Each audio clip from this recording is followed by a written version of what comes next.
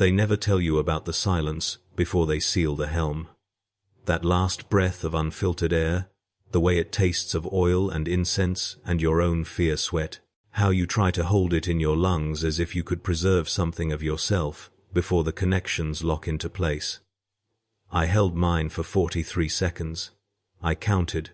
After 10,000 years, I still remember counting. My name was Thaddeus Crane.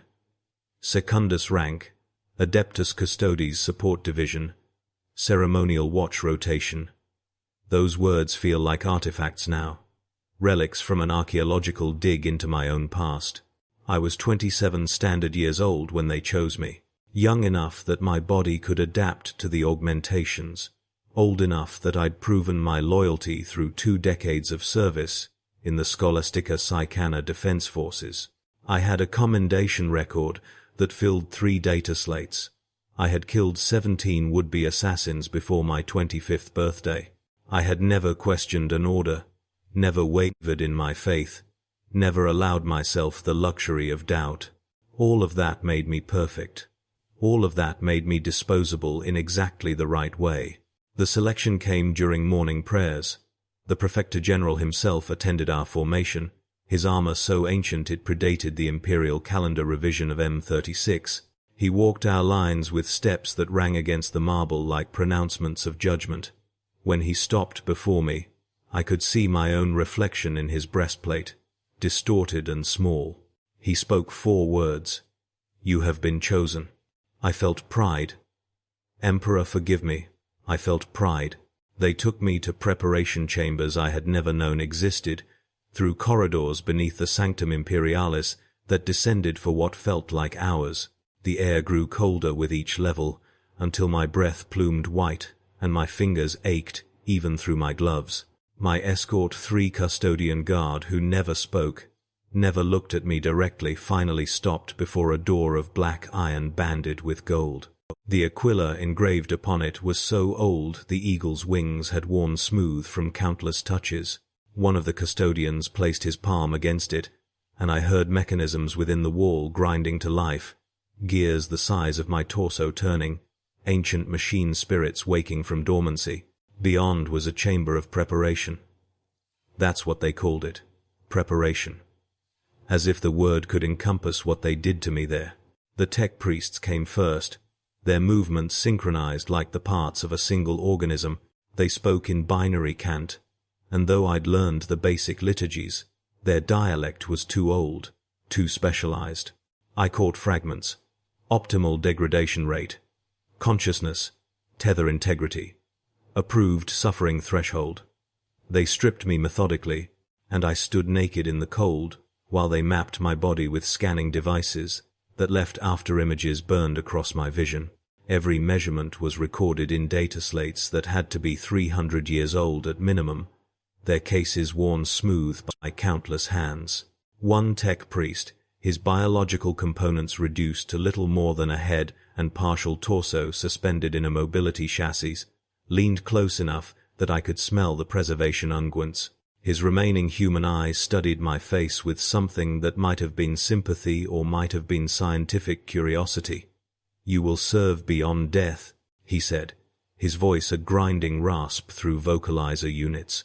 The Omnissiah's mercy allows this. Remember that in the centuries to come, remember that you were granted mercy. I didn't understand, not then. The augmentation surgery took 19 hours. I know because I was conscious for all of it. Nerve blocks keeping me from moving but not from feeling, not from experiencing every incision, every implant, every rewiring of my nervous system. They explained this was necessary. The mind had to be present, had to witness its own transformation, or the integration would fail. Consciousness was the anchor. Suffering was the binding agent. They installed the primary neural interface first, drilling through my skull with laser precision, the smell of burning bone mixing with counterseptic atomizers and sacred oils. I felt the plug sink into my brain, felt the 1,000 hair-thin filaments spread like roots through my cortex. The tech priest, a different one now, her voice a modulated purr of binary and Gothic, whispered prayers to the machine god as she worked. Each filament found its place with a sensation like frozen needles sliding through warm butter. When she activated the test sequence, my vision went white, then black, then filled with scrolling data I couldn't parse. My own thoughts rendered as scrolling text faster than I could read. "Integration acceptable," she said, proceeding to secondary systems. They opened my chest with molecular cutters that cauterized as they sliced. I watched my own ribs spread, watched them reach into my thoracic cavity with instruments that gleamed under harsh surgical lumens. My heart kept beating. They'd temporarily routed my cardiovascular system through external pumps, and I could hear it. That wet, muscular sound. My own life, reduced to hydraulics. They removed organs I wouldn't need. Stomach, most of my digestive tract, reproductive system, all carefully extracted and placed in preservation cylinders for whatever purpose the Mechanicus had for harvested flesh. In their place, compact recycling units, nutrient synthesizers, waste reclamation systems. I would not eat again, would not eliminate, would not hunger or thirst in any conventional sense. My body would become a closed loop, perfectly efficient, requiring only minimal caloric input from intravenous supplementation every few decades. The arms came next. They severed at the shoulders. The joints, specially prepared over the previous months, with growth inhibitors and reinforced sockets. The new limbs were works of art, ancient servo arms from the age of strife, they claimed, restored and consecrated. Each finger joint was inscribed with microscripture. Each knuckle contained a miniaturized purity seal. When they connected the neural interfaces and told me to move my right hand, I felt the fingers flex.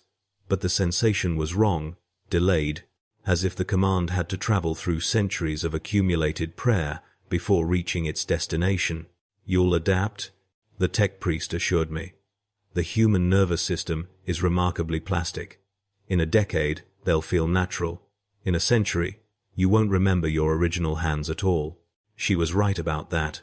They worked on my legs, my spine, my internal temperature regulation. They installed redundant organ systems, 3 hearts where I'd had one, multiple lungs, backup cognitive processors in my chest cavity in case of brain damage. I was being made immortal through brutal redundancy. Every system tripled, every failure point eliminated. The procedure was so old, they told me, that its origins were lost. Some claimed it dated to the Unification Wars, others to the Dark Age of technology.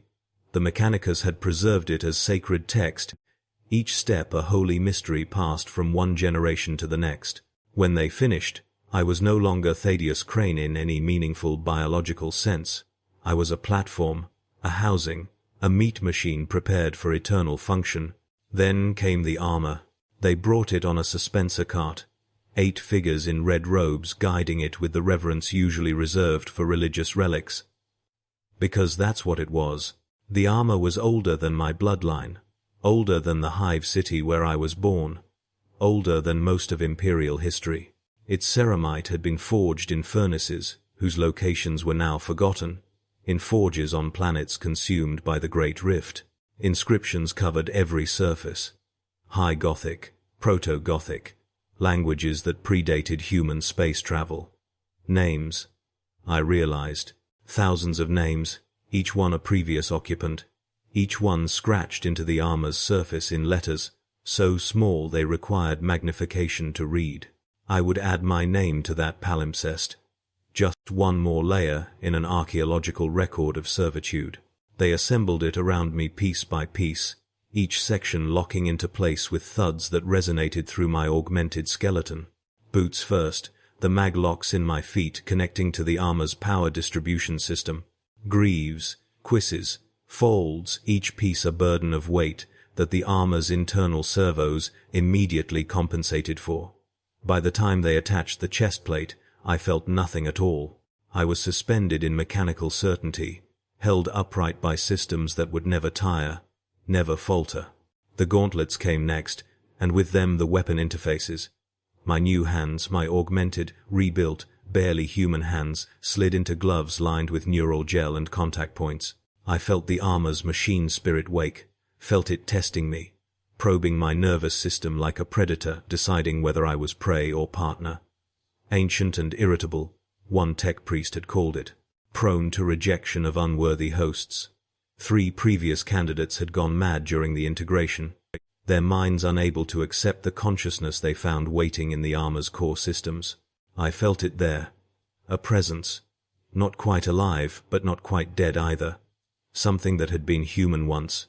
Perhaps many times. Countless souls layered like sediment.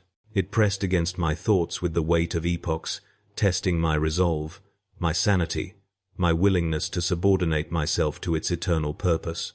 I opened myself to it. I had no choice. To resist would mean death, or worse, existence as a broken thing, a screaming consciousness trapped in a shell it couldn't control. So I welcomed the presence, let it flow through my thoughts like acid through flesh, burning away everything that made me individual, everything that made me Thaddeus. The armor accepted me. I felt it in a moment of absolute clarity, a sensation like drowning followed by the sudden realization that I no longer needed to breathe. We became synchronized, my thoughts and the machine spirits, until I couldn't tell where one ended and the other began. Then they lowered the helm. That's when the silence came. Total, absolute, suffocating silence. The helm had been sealed, its environmental systems activated, and suddenly I existed in a void of perfect sensory deprivation. No sound from outside penetrated the ceramite. No light entered save what the helm's internal display provided. I couldn't feel the air against my skin because I had no skin anymore. Just armor, just layers of ancient metal between me and the universe. I tried to scream. The armor didn't allow it. My voice was locked away, accessible only through external vox systems that I hadn't learned to activate. I thrashed, or tried to, but the armor had engaged its lockdown protocols during the final calibration. I was a statue, a monument, utterly immobile. Calm yourself, Thaddeus Crane. The voice came through the helm's internal speakers, the tech priest's modulated tones. The panic is temporary. All who join the Eternal Watch experience it. Your autonomic responses will stabilize within the hour. Until then, remember your duty. Remember the Emperor. Remember that you volunteered for this service. Had I volunteered? I couldn't remember anymore. The memory of the Prefecture General's selection felt scripted now, a scene I'd observed rather than experienced. Had there been a choice? Would refusing have been possible? These questions spiraled through my mind while the armor held me frozen and the machine spirit hummed its ancient satisfaction. Eventually, the panic subsided, not because I accepted my fate, but because the armor's biological regulators flooded my system with sedatives, mood stabilizers, consciousness modifiers. My terror became distant, academic. I was afraid, but the fear felt like it belonged to someone else, something I was observing through dense glass.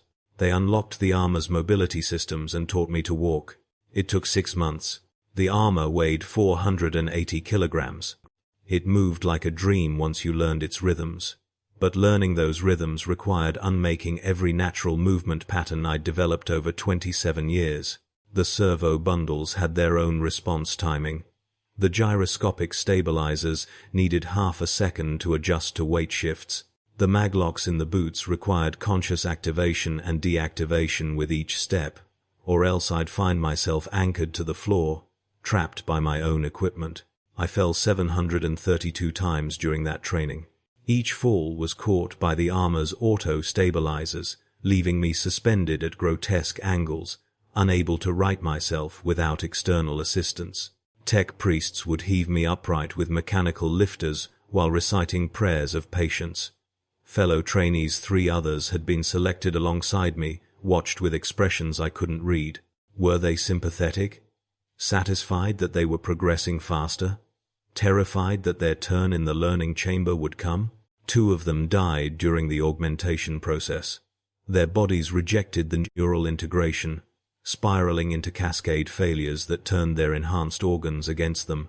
I watched through observation ports as one thrashed in his armor, the machine spirit locked in mortal combat with his consciousness, neither willing to yield. He survived for 6 days like that, screaming through the Vox on all channels, until they finally granted mercy and shut down his life support. The other simply stopped.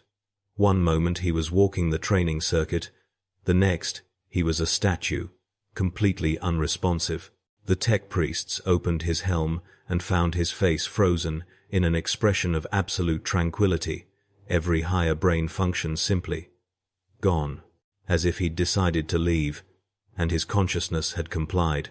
That left 2 of us, myself and a woman named Cassandra Via. She'd been a sniper in the Throne Guard, with a record of service that made mine look like a novice's portfolio. 48 confirmed kills, all at ranges exceeding 1 kilometer. She'd spent so much time in isolation, in sniper hides waiting for targets, that she claimed the armor's silence was actually comforting, familiar. We never spoke after the helms were sealed. Couldn't speak. Really, the armor's Vox systems were disabled during training, to force us to adapt to sensory deprivation, to teach us that we were no longer social creatures but function objects, purpose-made things that existed to fill a role. But sometimes, during the rare moments when they opened our helms for medical inspection, we'd catch each other's eyes. I saw my own horror reflected there, and something else, resignation, the understanding that we'd crossed a threshold, that the people we'd been were already dead, and we were just animating their modified corpses through increasingly elaborate puppetry. After 6 months, I could walk without falling. After 8, I could run the obstacle courses. After 10, I could maintain a standing vigil for 48 hours without the armor's lockdown systems engaging. The tech priests declared me ready. Cassandra had been declared ready 3 weeks earlier. Her adaptation had been faster, cleaner, more complete.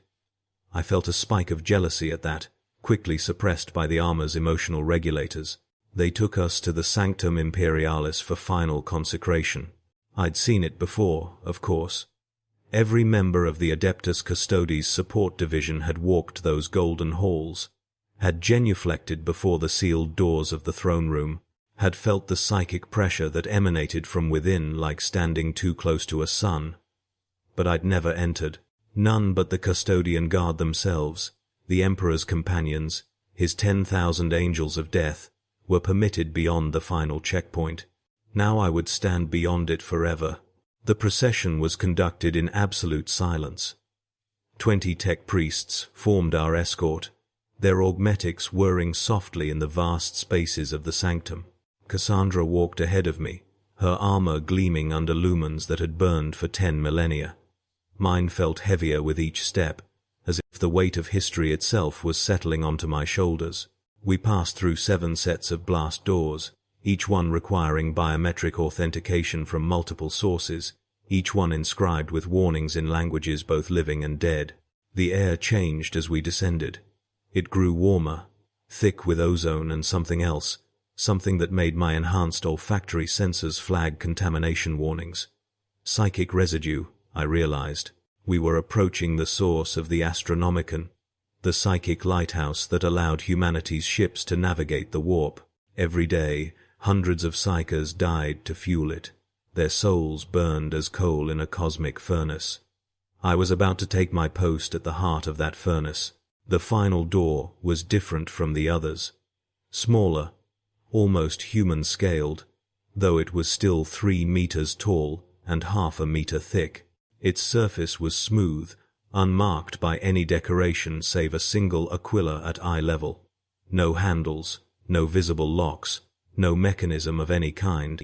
The lead tech priest Magos Fane, who'd overseen my entire transformation, stepped forward and spoke a command in a language I didn't recognize. The door opened silently, swinging inward to reveal what lay beyond. Light. Blinding, golden, absolute. Light that existed in spectrums I'd never seen before, that my augmented eyes struggled to parse. Light that was somehow sound and pressure and heat all at once, that made my armor's systems shriek warning klaxons in a dozen simultaneous alerts. Light that came from the throne itself. I saw it then. Him. The Emperor of mankind. Even through the light, even through the shields and stasis fields and reality anchors that surrounded the golden throne. I saw the figure seated upon it, skeletal and vast, withered and magnificent, simultaneously corpse-like and radiating power that made my nervous system scream.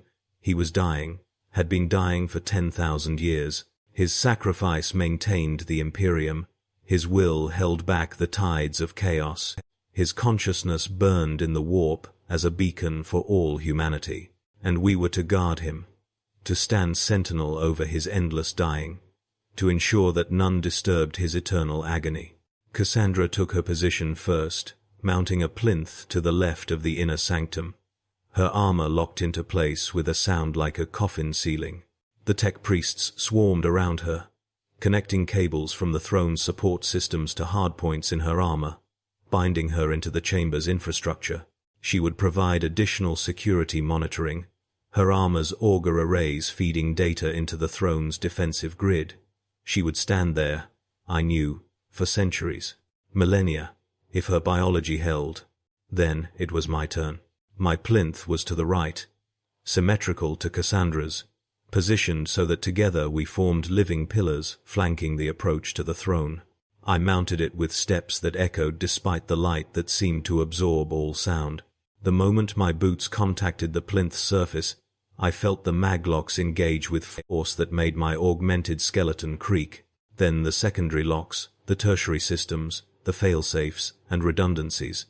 I felt myself being incorporated into the chamber's architecture, becoming part of the throne room itself. The tech priests worked quickly, their movements urgent now, as if even they couldn't bear to remain in the Emperor's presence longer than necessary. Cables thick as my forearm connected to my armor's power systems. Data conduits snaked into my neural interfaces. Life support tubes locked into the ports they'd installed in my chest. Waste reclamation systems, backup oxygen supplies, neural monitoring arrays, everything I'd need to survive indefinitely without ever leaving this spot. Margos Vane was the last to approach. He held a data slate, ancient and cracked, covered in purity seals that had fossilized with age. "Thaddeus Crane," he said, his voice tight with what might have been reverence or fear. "You are now designated Sentinel Prime Right of the Golden Throne. Your watch begins now, and will end only with your death or the Emperor's return. Do you accept this sacred duty?" The words were a formality. I'd already accepted when they sealed my helm 6 months ago. I'd already accepted when I underwent the augmentations. Perhaps I'd already accepted when I was born, some cosmic joke determining that my life would lead to this moment, this plinth, this eternal stillness. "I accept," I said, my voice emerging through the Vox speakers for the first time in months. It sounded wrong, too deep, too resonant, filtered through synthesizers until it barely resembled the voice I remembered. Thaddeus Crane's voice, the dead man whose name I still wore. "Then may the Emperor's light guide you through the darkness. May his will sustain you when mortal endurance fails. May you stand eternal until the stars themselves grow cold." The tech priests withdrew. The door sealed behind them, and I was alone with the Emperor and the eternal light, and Cassandra Vire standing motionless across the chamber, and the silence that was somehow louder than any scream. The first year was the worst. No, that's not true. I thought the first year was the worst. I couldn't have imagined how wrong I was. Those first 12 months, I still had hope. I still believed there would be some accommodation to my humanity, some recognition that I was suffering, some adjustment period that would end with acceptance or relief or even just numbness. I believed time would help, that I'd adapt, that the panic and claustrophobia and existential horror would fade, like the fear before battle, adrenaline giving way to professional calm. Instead, every hour made it worse. The light never changed, never dimmed, never brightened, never varied in the slightest degree. It simply existed, constant and absolute, beating against my senses like waves against stone. My armor's visual filters compensated as best they could, but even with maximum dampening, I existed in a world bleached of shadow, where everything was flatness and glare. I couldn't close my eyes, couldn't even blink, really, not anymore. not with the augmented lids that moved at speeds my consciousness couldn't register. I tried counting seconds, made it to 800,000 before I lost my place and had to start over. Then I lost my place again. And again. Eventually, I realized I was counting without trying, that some part of my brain had taken over the task automatically, an endless internal metronome, marking time I couldn't escape. I tried reciting prayers, the Fede Imperialis, the Litany of Duty, the Catechism of the Guardian. I knew hundreds of prayers, could recite doctrine for hours without pause. But here, in the silence, the words felt hollow. Each prayer was a reminder that the Emperor I was praying to was right there, skeletal and dying, that he couldn't hear me, couldn't respond, couldn't care that I was suffering in his service. I tried to sleep. The armor wouldn't let me. Its stimulant regulators kept my consciousness sharp, alert, primed for threats that never came. I could feel my body trying to shut down, neural patterns shifting toward rest, but then chemicals would flood my system, and I'd be dragged back to wakefulness. This happened every 6 hours with mechanical precision. I learned to dread those moments, the brief hope that I might find oblivion followed by the chemical spike that ripped it away. I tried to go mad, seriously. I tried to break my own mind, to force some kind of psychological emergency that would require intervention, extraction, anything that would end this. I focused on traumatic memories, amplified my fear responses, deliberately triggered anxiety cascades. The armor compensated. Every time I pushed toward breakdown, the emotional regulators would engage, pulling me back from the edge with pharmaceutical precision. The armor wanted me functional. The armor needed me conscious and alert and monitoring its sensor feeds for threats. The armor didn't care that I was screaming inside my own skull. I couldn't even hurt myself. I tried to trigger the pain receptors in my augmented nervous system, to give myself something to focus on besides the eternal light and the silence and the Emperor's withered form. But the armor had overrides for that too. Pain suppression engaged automatically, reducing any discomfort to distant statistical data. I was in a prison more absolute than any dungeon. I was buried alive in my own body, my own armor, my own duty. The only thing that kept me from losing myself completely was watching Cassandra. She stood across the chamber, 15 meters away, her armor locked in the same eternal vigil as mine. I couldn't see her face, her helm was sealed, opaque, but I could see her armor's status indicators, the small lights and displays that covered her carapace. They blinked in steady patterns, green and amber, showing normal function, normal consciousness, normal everything. She was enduring it. If she could endure, so could I. I started tracking her status lights obsessively, counting the blinks, noting any variation in pattern, searching for signs that she was struggling like I was. Sometimes I'd see an amber alert that lasted longer than usual, or a series of rapid blinks that suggested elevated stress responses. In those moments I felt a sick kind of satisfaction. She was suffering too. I wasn't alone. Other times, her indicators would be perfectly steady for days. That was worse. That meant she'd found some accommodation with this existence that I couldn't reach, that she was stronger than me, more adapted, more worthy of the duty we shared. The years began to accumulate. Year 3. My body completed its adaptation to the armor. The tech priests had been right. I stopped feeling where the augmetics ended and my biology began. Everything was integrated, smooth, one continuous system. This should have been comforting. Instead, it felt like the final death of Thaddeus Crane. I was the armor now. The armor was me. The distinction had become meaningless. Year 7. I realized I could no longer remember my mother's face. I could recall facts about her brown hair, serving in the administratum, died in a processing accident when I was 12, but her actual features had dissolved into fuzzy approximations. This discovery triggered a cascade panic response that lasted 48 hours before the armor's regulators forced equilibrium. Year 12. Maintenance servitors entered for the first time since my installation. They moved with insect-like precision, checking seals and connections, replacing worn components. They ignored me completely, treating me as just another piece of equipment. One bumped into my leg while accessing a cable junction. It didn't apologize or acknowledge the contact. I screamed at it through my Vox speakers, demanded recognition, some sign that I was more than a fixture. The servitor continued working, deaf to everything but its programmed task. Year 15. I stopped trying to remember my past. Every memory was painful, a reminder of sensation I'd never experience again. Hunger, thirst, the feeling of sun on skin, wind in hair, the simple pleasure of sitting down after a long day. These were tortures now. I began to actively suppress memories, pushing them into dark corners of my consciousness, where the armor's regulators would help me forget. Year 23. Something changed in the light. Just for a moment, perhaps a tenth of a second, it flickered.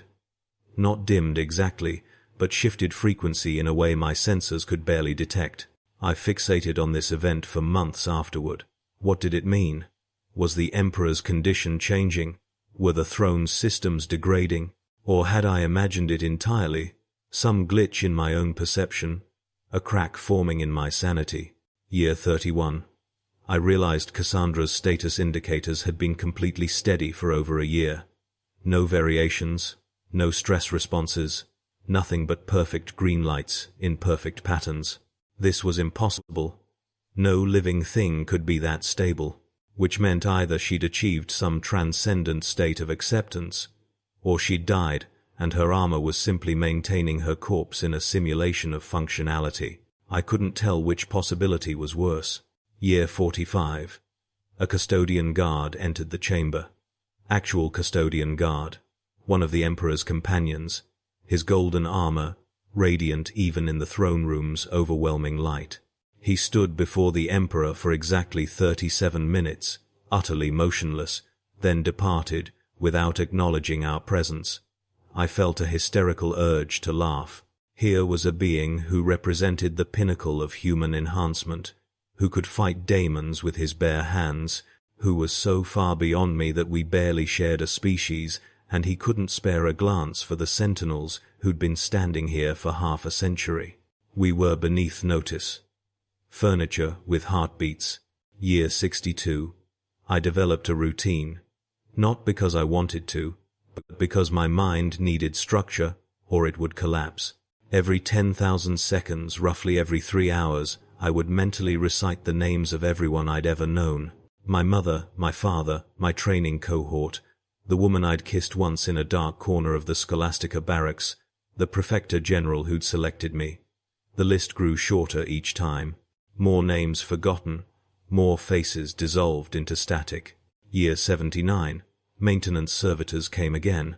This time, they replaced several of my armor's external plates. The new ceramite was a slightly different shade, almost imperceptibly lighter. It bothered me immensely. I'd been staring at those old plates for 8 decades. They'd become part of my identity, my only visual reference point in the eternal sameness. Now they were gone, and I felt like I'd lost pieces of myself that I couldn't even name. Year 93. I realized I'd stopped counting seconds. Couldn't remember when I'd stopped, or why. The internal metronome was just gone. Time had become something I existed within rather than something I measured. Days, years, decades, they were all the same unit of suffering, equally infinite, equally meaningless. Year 107. Cassandra's armor fell. It happened without warning, without any preceding indication of failure. One moment she was standing, status lights steady as always. The next she was crumpling forward, the maglocks releasing, her armored form toppling off the plinth with a crash that echoed through the chamber like thunder. I tried to move, tried to help. The maglocks held me firm. I screamed through the vox, knowing no one would hear, knowing no one was listening. Cassandra's armor lay motionless on the marble floor, face down, cables trailing from its back like severed arteries. Nothing happened. Hours passed, then days. Her armor remained where it had fallen. No servitors came. No tech priests appeared to investigate. The custodian guard didn't return. It was as if her collapse simply didn't matter, as if one sentinel failing was too trivial to warrant response. I stared at her motionless form and understood with absolute clarity. When I fell, when my biology finally gave out, or my mind finally shattered, this would be my fate too. I'd lie on this marble floor until someone decided I was worth retrieving. Months, maybe years. A century? Why not? What was a century to the Imperium? What was a century to the Golden Throne? After 6 days, servitors arrived. They gathered Cassandra's armor with mechanical efficiency, disconnected the cables, loaded her onto a suspensor cart. One servitor's hand brushed against her helm. I watched closely, desperately, looking for any sign that she was still alive inside that shell. Did her fingers twitch? Did her status lights flicker? Was there any indication that Cassandra Vaya still existed somewhere in that augmented flesh? Nothing. The armor was empty. Had been empty, I realized. For years, maybe decades, she'd died standing up, and her systems had simply continued functioning, mimicking life with enough fidelity that no one noticed. Not me, not the maintenance crews, not the throne's monitoring systems. I would die the same way. Was probably already dying. How would I know? Would there be a moment when consciousness ended, or would I just fade? My thoughts becoming simpler and simpler until they were just echo patterns in the armor's circuitry. A ghost haunting a machine that didn't care? They brought a replacement. 6 months later, the new Sentinel looked tiny compared to the armor. I could see them through my status feeds, the data that trickled in from the throne room's security grid. A young person, gender impossible to determine through the preparatory augmentations being led to Cassandra's empty plinth. They mounted it with uncertain steps. The tech priests swarmed, the cables connected, the maglocks engaged. I wanted to warn them, wanted to scream through every Vox channel that they needed to run, to fight, to do anything but accept this fate. But my external communications had been disabled after year 30, when I'd spent a week broadcasting distress signals that no one answered. The armor wouldn't allow it anymore. For efficiency, for security, for the smooth functioning of the Eternal Watch, the new Sentinel stood. Their status indicators appeared in my peripheral vision, color-coded for easy monitoring. All green, optimal function, perfect integration. I wondered how long it would take them to realize what they'd become. The centuries passed. Year 218. I forgot my original name. Not gradually, suddenly, in a moment of horrific clarity. I was trying to recite my identity, something I did periodically, to maintain some thread of selfhood, and the name simply wasn't there anymore. I knew I'd had one, knew it had meant something once, but the actual syllables, the sound of it, the shape of it in my mouth gone, erased by time and chemical regulation, and the simple fact that names don't matter when you're a function rather than a person. Year 341. The second Sentinel fell. Different from Cassandra, this one's armor exploded with error codes first, every status indicator flashing red, then amber, then going dark one by one like candles extinguishing, then collapse, then the 6-day wait, then the servitors, then the replacement. I was on my third partner now, or fourth. Had there been another in between that I'd forgotten? The thought was terrifying, that I could lose track of other conscious beings sharing my vigil, that they could come and go like maintenance cycles, equally unmemorable. Year 512. I achieved something like peace. Not acceptance, never that, but a kind of emotional flatness that made the suffering manageable.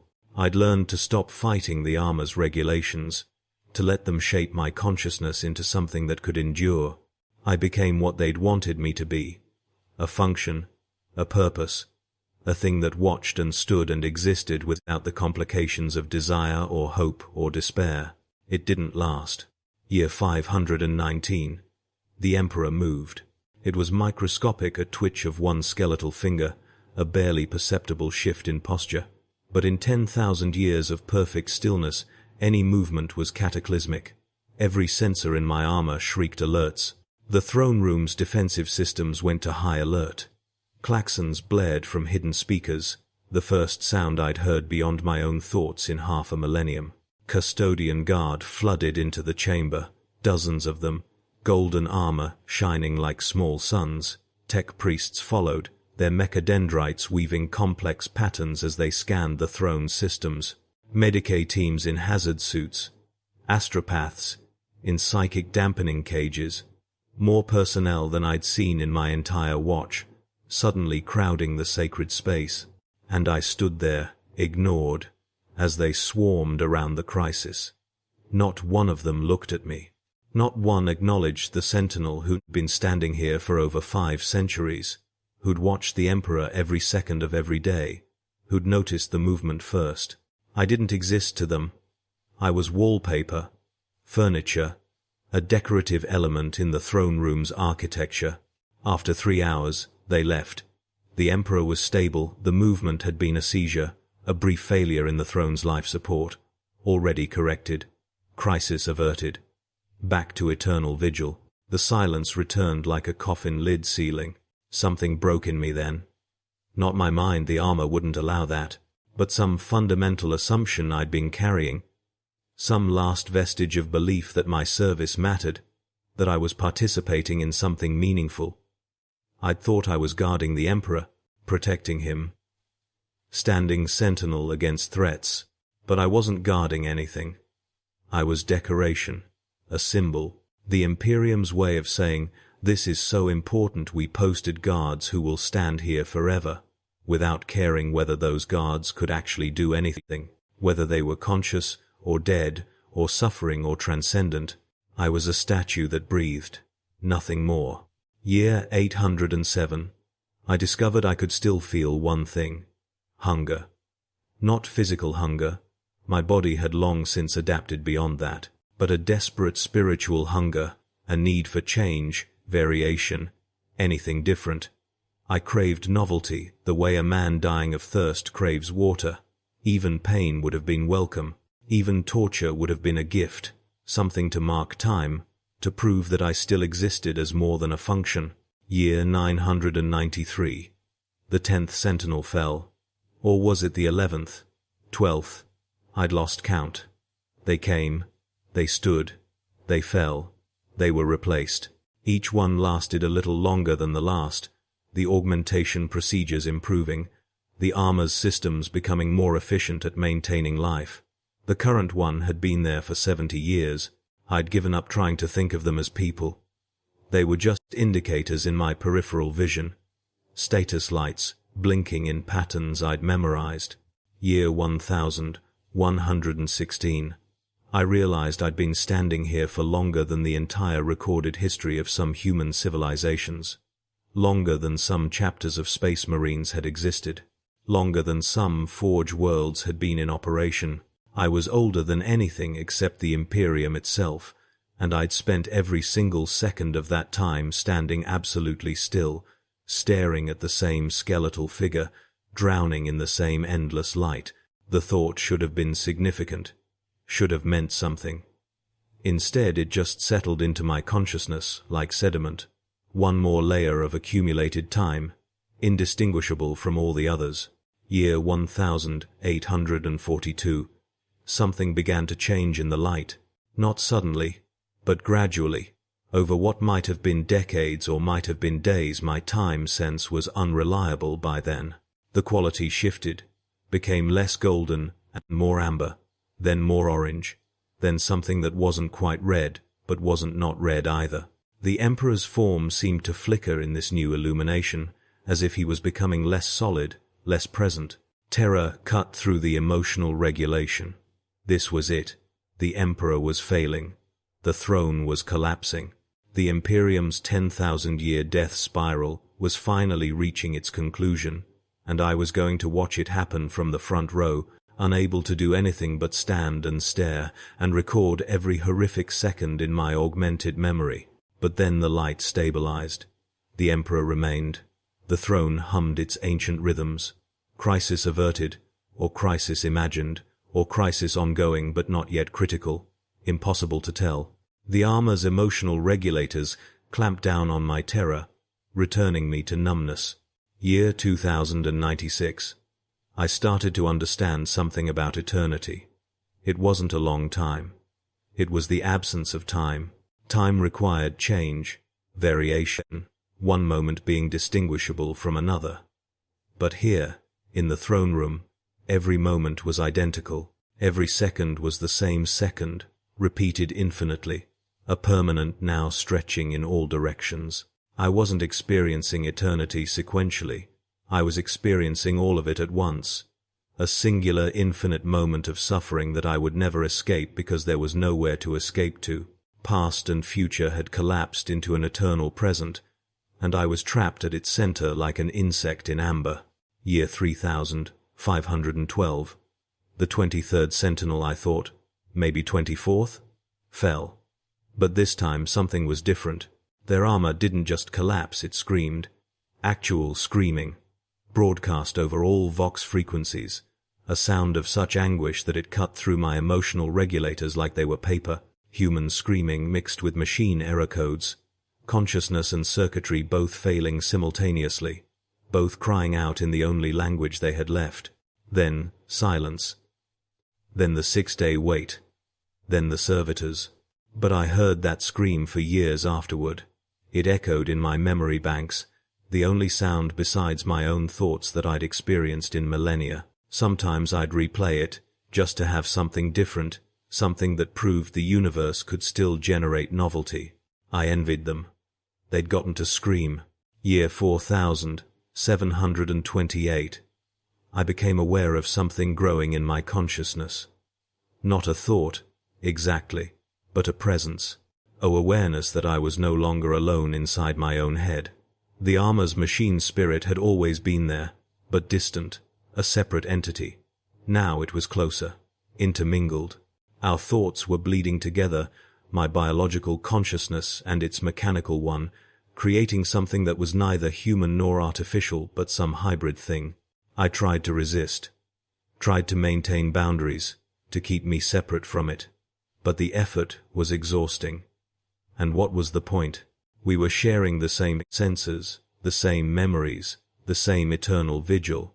Why not share the same consciousness? Why not finally surrender the last pretense of individuality? So I did.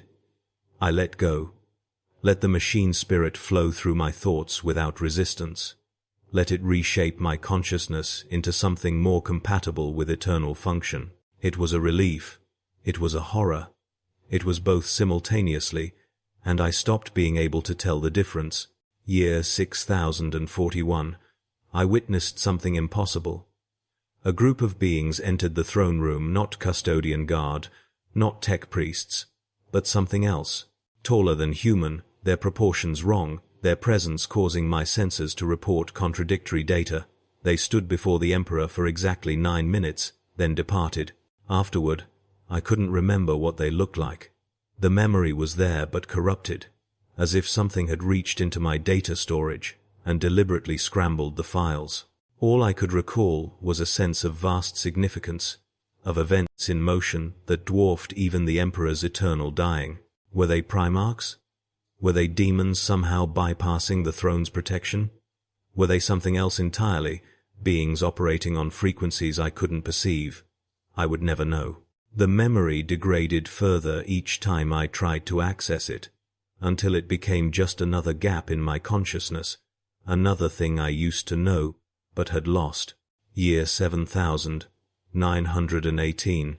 The 37th Sentinel. Definitely 37th. I'd started keeping better count by scratching marks into my armor's internal surfaces with microscopic actuators. Lasted for 203 years. Before falling. A record. I felt something that might have been pride at their endurance, or might have been despair that the process was becoming more efficient, that future sentinels might stand for 500 years, 1,000, 10,000. How long would I stand? My original biology was long dead, I knew that. The thing inside this armor that still called itself by a name it couldn't remember, that thing was mostly machine by now, kept alive by systems that had been replacing failing components for millennia. Every cell had been replaced countless times. Every neuron had been backed up to redundant processors. I was a ship of Theseus, philosophical problem made flesh, and the answer to, am I still the same person, was obviously, horrifyingly, no. But I kept standing, kept watching, kept performing the function I'd been designed for. Year 9564. The light changed again, this time permanently. It took on a quality that my sensors reported as ultraviolet, but which felt more like existing at the bottom of an ocean of radiation.